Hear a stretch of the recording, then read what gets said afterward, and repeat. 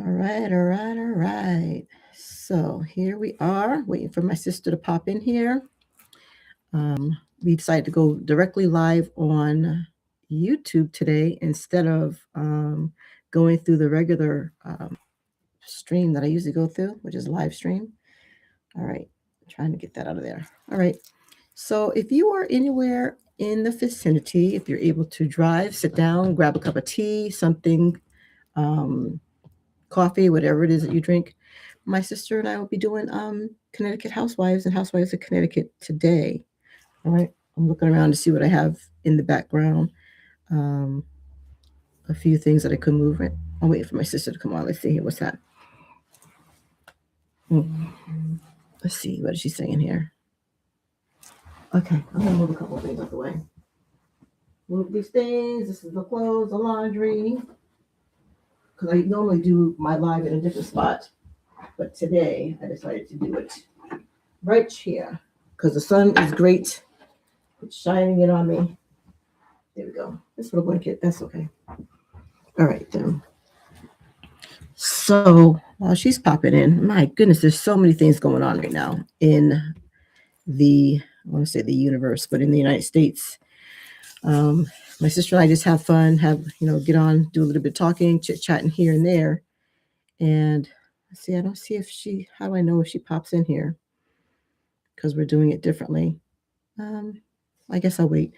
But so looking back on this, because we save all the lives, you have, John Lemon. Is that his name? John Lemon. He's been arrested for just being his regular journalist self. And there's just so many things going on in the world that a lot of us are not speaking about.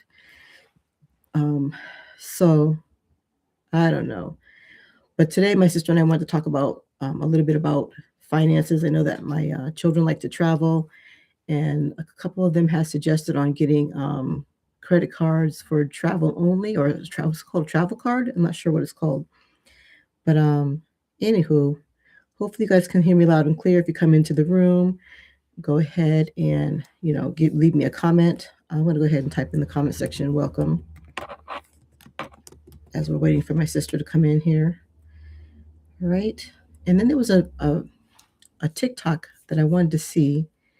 Let's see if I can find it. She was talking about finances, and I think I listened to it just before I went to bed last night. And it was really, really good. Let's see if I can find it, if I can locate it. Just be patient with me. Of course, I've listened to several different things since then this morning. Lifestyle. Let me keep going. She was giving some really good tips on, okay, let's see if I can find that one. Turn the volume down. And if my sister can't get on this way, I might have to log off of this one and do it by my phone or something. But give me 1 second here. So this one lady, she was talking about financial freedom. And I'm not quite sure how old she is. But let me go ahead and click over to TikTok and see if I can find it. Give me one moment. Just be patient with me. This is live, so it can, you can only do what you can do when it's live. All right, let's see here. And her name is, it's Nikki. I think she says it's Nikki, not Nike. So maybe you can find her yourself also. And let me just browse through her channel to see if I can find that one video that I'm looking for. All right. She's also a, let's see, what does she say here? She's a neuroscience, or she's studying to be a neuroscience person. So very, very smart young lady. And I'm like, you know what? I need to share this video or these videos with my husband. All right. So let's see.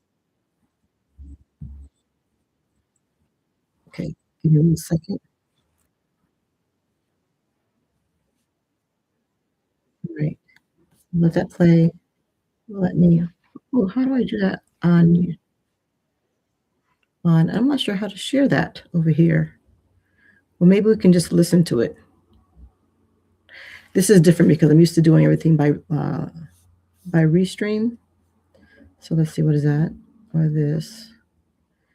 I love it how Okay, share your screen.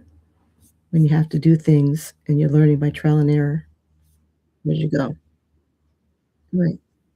So let's see if I can share her. I buy one every 3 months, and I There's try the to line save again. it all the way to the top. Any coins I can find every day, I put like $2 or $3 in there, and Okay. every 3 months I break it open.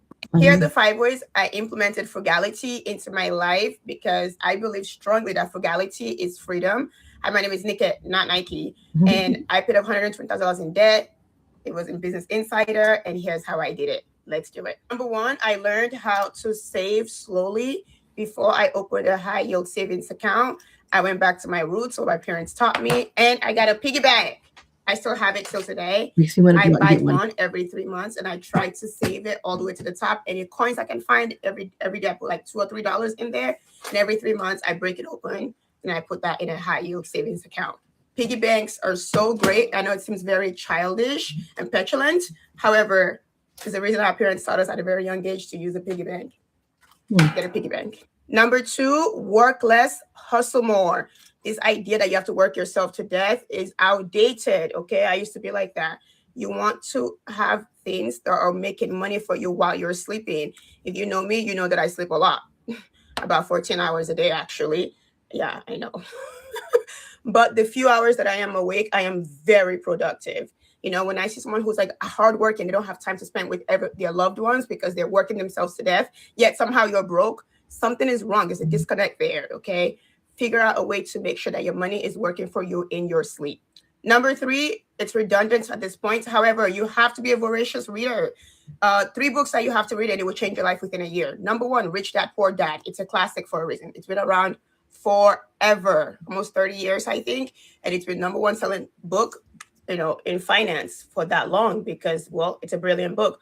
Number two, The Psychology of Money. If you have issues with money and you can't retain money into your house because you're scared of money and you need to get to the root of why. Money is not bad. People who have money aren't bad people, okay? The love of money, the greed of money can be bad. However, money itself is just energy. It's there to help you get through life. So you got to figure out what went wrong in your childhood, why you're so afraid of money. Because if you love money, money will be comfortable around you. It will knock on your front door, like, girl, I'm here to give you something. That's how much money will love you. Like, I can sleep $0 tomorrow and I'll have money tomorrow because money is comfortable around me. If it's between me and you, it will pick me because I'm very comfortable around money. Number four, have a no spend day. For me, it's Sundays. And what that means is that no matter how desperate I am and I want to go out so badly and I want to spend money, I don't spend it. Which Sundays are easy to do that because I can make my coffee at home, I can read books, I can make sure that I don't leave my house. Because if I don't leave my house, I can't spend. So have a no spend day every week. Like this day, I would not touch my wallet no matter what. And watch your savings account skyrocket. Because once you're outside, you're spending money. Whenever someone, it's like, oh my God, I'm always broke. It's because you're always outside. And when you're inside, you can't spend money. You literally cannot. Make your coffee at home. Don't leave the house that whole day if you don't have you know, discipline enough to not spend money while you're out. Just stay indoors all day. And then you won't have to spend money. So have a no spend day every single week. And last but not least, stop asking for handouts and ask for knowledge. Now, this sounds a little harsh, but it's the truth. In my household growing up, we had a saying, it's handouts or die. My parents used to say that to us all the time. If you must ask people outside the house for handouts, don't even bother ever coming into this household. You have to have a little bit of pride. Make shame great again. But for me, in lieu of asking for handouts, I will look for people who can teach me things. So I'm not going to call someone and say, like, oh my God, can I borrow money? You know how embarrassing it is that your character, people know you as the person who calls to borrow money? That's embarrassing. But like, if I know that you're successful and you do have money, I would milk you dry of knowledge. Like every chance I get, I will buy you lunch or dinner or something. And I would constantly ask questions, constantly ask questions. Knowledge is power. If I give you 6K today, you'll blow it tomorrow. But if I give you knowledge, you carry with it for the rest of your life. Amen. Again, frugality is freedom. No matter how much money you make, if you don't learn how to be frugal, you will always be poor. I will say this again. It doesn't matter what people call you. When I first started saving money, I wanted to pay off my $120,000 debt. I knew that my friends would drop off immediately because I wasn't planning on going out for 3 years. And that's what I did. I didn't go out for 3 years. I didn't go out to eat. I didn't do anything. I just paid off my debt. If you have a mountain credit card debt and you're out partying every night, you're buying 7 Air One coffees a day and smoothies, let's get help. Let's get help. You know, it's totally okay to want to enjoy your life now. However, if you decide to enjoy your life now, you will suffer as an adult. You will suffer as an adult. I plan on just raising a child, living on Costa Rica, somewhere, or Hawaii, somewhere, laying on the beach, because in 6 years I will never work again because I save every penny. Here are the 5 ways I implemented frugality into my life because I believe strongly that frugality is freedom. Hi, my name is Nikki, not Nike. Oh. And I paid up $120,000 in debt. It was in Business Insider, and here's how I did it. Let's do it. Number 1, I learned how to save slowly before I opened a high yield savings account. I went back to my roots, what my parents taught me, and I got a. Okay, so this we're live over here, and now I'm getting ready to add my sister in. So let's see how that goes. I might have to just cut off this live and then jump back in. So I think we've only been going for about let's see here. It doesn't show. Let me about 11 minutes. Can you hear me? Yeah, okay. That's okay. I mean, if you I can always just listen in today. I'm okay. No, because you have the finances, so we're going to talk. I mean, I love the way that you have. She was talking about high interest rates and high yield and stuff like that, and you were talking about what was it that you were saying that you wanted to share with me? Some things. So that's what I want to go ahead and add you in. So that's 11 minutes. So we're going to go ahead and end that stream, and we're going to go live on this one. Okay, guys, just give me one moment. That was 11 minutes in, and then just pick up on part 2 in a second. Pretty much she's saying is